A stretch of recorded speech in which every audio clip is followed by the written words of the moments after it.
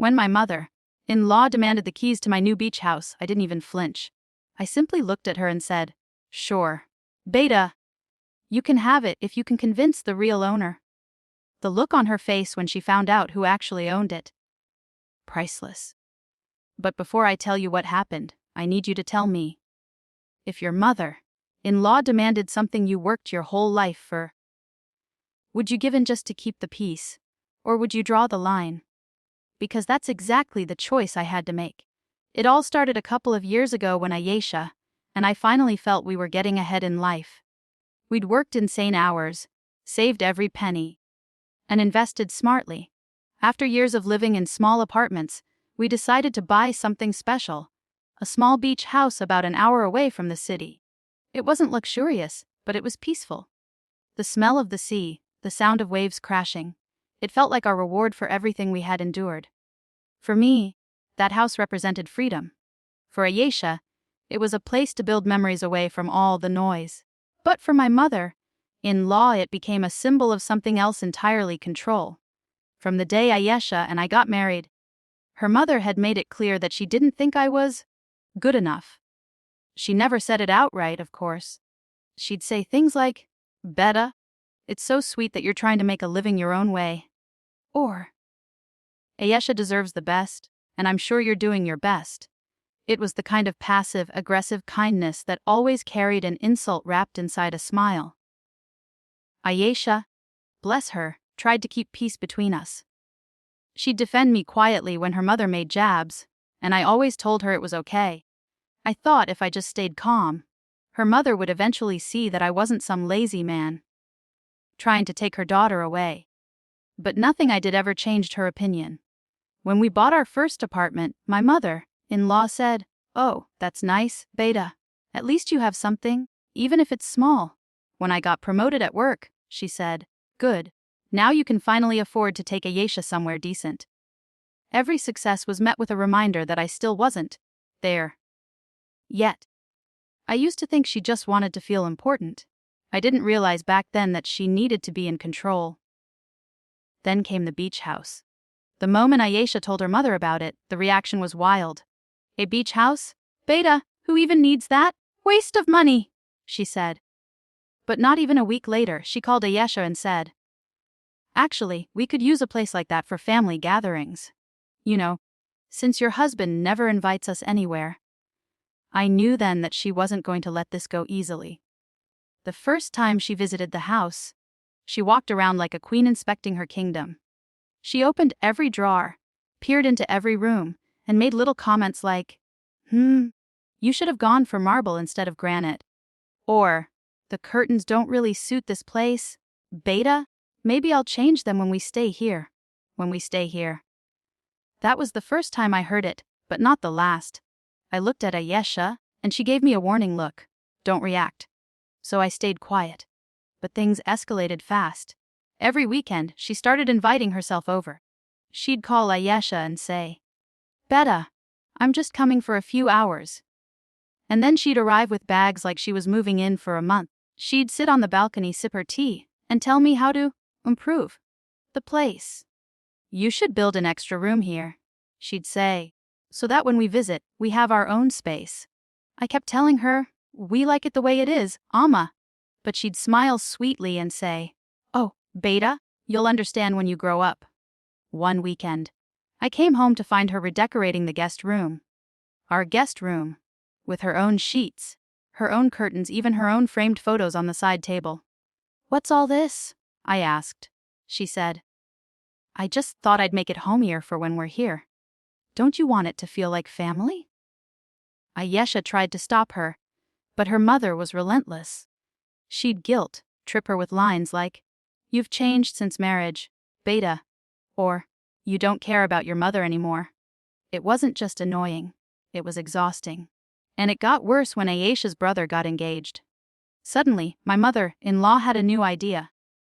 "We'll hold the engagement party at the beach house," she declared one night over dinner, as if it was already decided. I almost choked.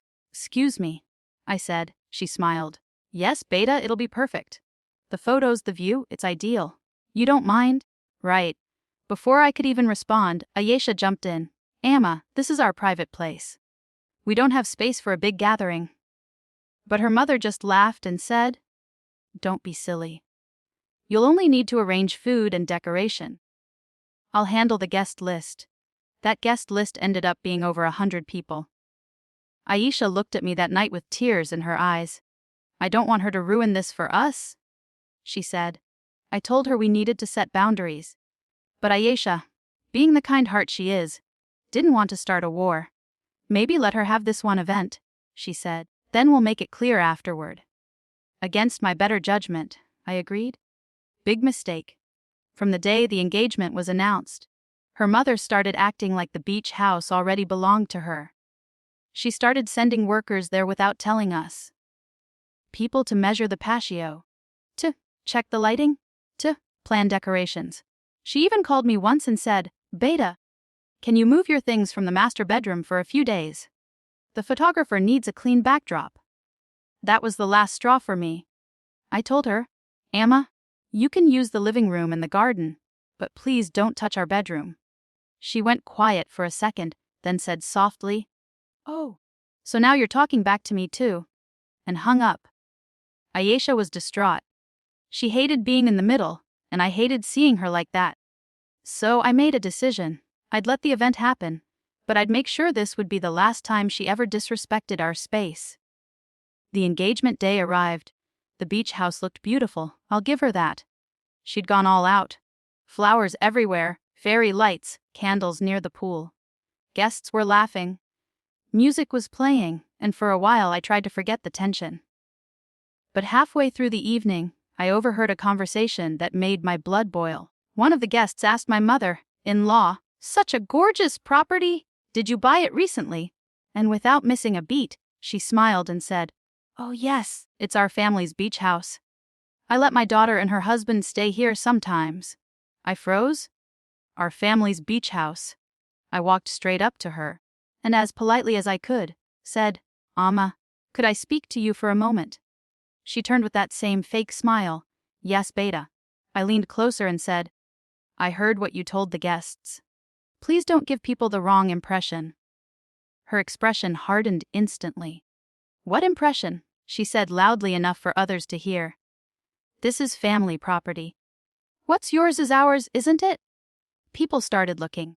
I felt heat rise to my face, but I kept my voice calm. That's not how this works, Amma. Ayesha and I bought this house together. It's ours. She glared at me and said, don't embarrass yourself, Beta. Everyone knows who really supports this family. Ayesha saw what was happening and rushed over, whispering, please, let's not do this here. I forced a smile for the guests and walked away, but inside, something in me snapped. That night after everyone left, I told Ayesha, enough is enough. Tomorrow, she'll understand exactly whose house this is. She looked worried but didn't stop me. She knew I wasn't planning a fight. Just a lesson her mother wouldn't forget. The next morning, I called my lawyer. I asked him to prepare a small folder with the official ownership documents. Everything in Ayesha's name. You see, I had secretly put the house under her name when we bought it. She didn't even know at first, because I wanted it to be a surprise later. I'd always told her, this house is yours as much as mine, and I meant it literally. That evening, we invited her mother for dinner at the beach house again, acting as if nothing had happened. She arrived in her usual grandeur, wearing her best jewelry, talking loudly on the phone about her property. I let her finish her conversation before sitting her down. I said, Amma, I wanted to show you something. She looked suspicious, but she sat. Ayesha brought out the folder and placed it on the table. What's this? Her mother asked. I said, these are the ownership papers of this beach house. I thought you might like to see whose name is on them. She flipped through, expecting to see my name, maybe hers, but when she read Ayesha Khan, sole owner, her hand froze. Her face went pale. What is this joke? She whispered. I leaned back calmly. No joke, Amma. This beach house doesn't belong to me. It belongs entirely to your daughter. She worked for it, she earned it, and it's hers. Her lips trembled, and for once, she had no quick remark. Ayesha sat quietly, holding my hand, and for the first time, she didn't look scared of her mother, She looked proud.